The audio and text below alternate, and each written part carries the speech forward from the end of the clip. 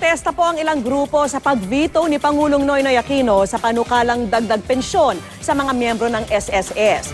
Ang ilang mambabatas susubukan pa rin daw na mabaliktad sa Kongreso ang veto ng Pangulo. At nakatutok si Tina Panganiban Perez. Taong 1997 ang huling itaas ng SSS ang minimum monthly pension. Ang dating 1,000 piso, dinagdagan ng 200 piso. 19 na taon na ang nakaraan, napako na sa 1,200 ang minimum monthly pension.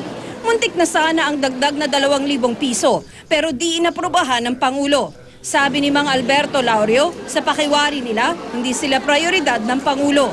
Nalungkot kami na sa halip na makatulong sa amin sa buwanan, na medyo na kami na nawala, na hindi niya na-approve hindi pinirmahan ng presidente. Ang mga militanteng grupo, idinadaan sa protesta sa kalye ang hinaing nila.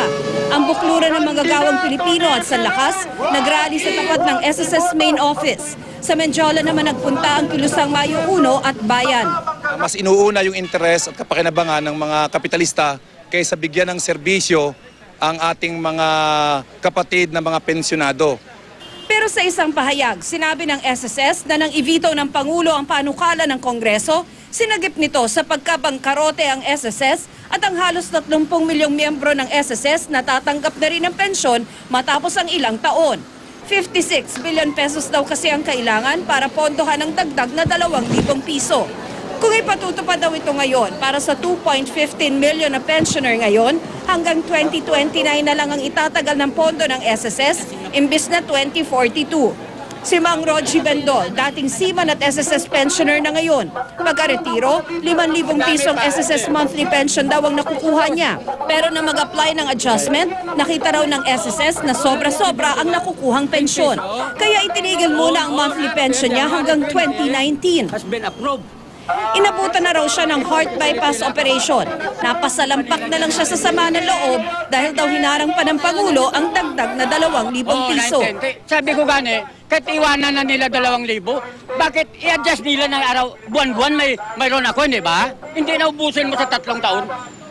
Oh, bakit sila, ang laki-laking sweldo nila? Tiniyak ngayon ng iba't ibang grupo na patuloy silang mangangalampag sa SSS para sa dagdag pensyon ng mga miyembro nito. Maliban dito, ipinapasa na rin nila ang bola sa Kongreso para ma-override o mabaliktad ang veto ng Pangulo. Si Congressman Nery Colmenares, ang principal author ng 2,000 pisong dagdag pensyon, pangungunahan daw sa mababang kapulungan ng pag-override sa ginawa ni Pinoy. Si Senator Alan Peter Cayetano naman daw ang mangunguna sa Senado. Sa ilalim ng saligang batas, maaaring i-override ng Kongreso ang panukalang vinito ng Pangulo kung makakakuha ito na magkahiwalay na 3/4 na boto mula sa Kamara at Senado. Pero ang sabi ni House Speaker Sonny Belmonte, mahirap nang i-override ang desisyon ng Pangulo. Kailangan mag-isip na lang ng ibang paraan ng SSS para mapataas ang buwan ng pensyon. Tina Panganiban Perez, nakatutok, 24 oras.